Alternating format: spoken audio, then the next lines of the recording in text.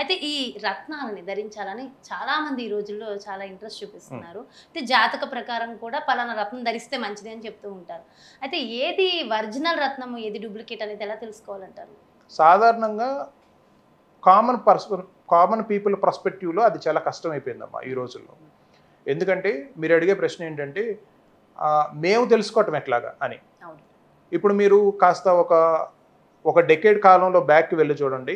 Gem stone గురించి రత్నాలు మీరు ఒరిజినల్ రత్నాలని సర్టిఫికేట్ ఉండాలి. అవును. సర్టిఫికేట్ ఉన్న రత్నాలు మాత్రమే కొనండి. అప్పుడులో చాలా ప్రాచుర్యంలోకి వచ్చినాయి మీడియా మొత్తం. అప్పుడు మీడియా తాలూకా ఇది కూడా ఎలివేషన్ కూడా ఎక్కువగా ఉంది. ఒక stone gem stone, natural gem stone, synthetic gem stone రెండు ఐడెంటికల్గా సేమ్గానే ఉంటాయి చూస్తానికి.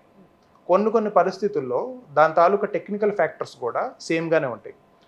అంటే మనిషి తన తాలూకా తెలివి ప్రజ్ఞతో తను న్యాచురల్ జెమ్ స్టోన్స్ని సింథటిక్ తయారు చేయటం, అంటే న్యాచురల్ జెమ్ స్టోన్స్ లాగా కనపడే వాటిగా తయారు చేయడానికి చాలా ముందుకు వచ్చేసాడు, సక్సెస్ అయిపోయాడు. ఇలాంటి టైంలో మనం జెమ్ స్టోన్స్ని తీసుకోవాలి, ఒరిజినల్ జెమ్ స్టోన్ని తీసుకొని మేము పరీక్షించుకోవాలంటే అవ్వదు. ప్రాపర్ జెమ్ టెస్టింగ్ ల్యాబొరేటరీస్ లేకపోతే సరైన పద్ధతుల్లో వాటిని పరీక్షలు చేసి అమ్ముతున్న సంస్థల దగ్గర తీసుకుంటేనే మీకు ఒక గ్యారంటీ ఉంటుంది మనం తీసుకుంది ఒరిజినల్ జెమ్ స్టోన్ అని. మనం ఇంట్లో టెస్ట్ చేసుకోవటం, లేకపోతే ఏదో ఒక 1-2 టెస్టులు పాత పద్ధతుల్లో రాళ్ళను అరగదీయమనేవాళ్ళు ఒకప్పుడు కాలంలో.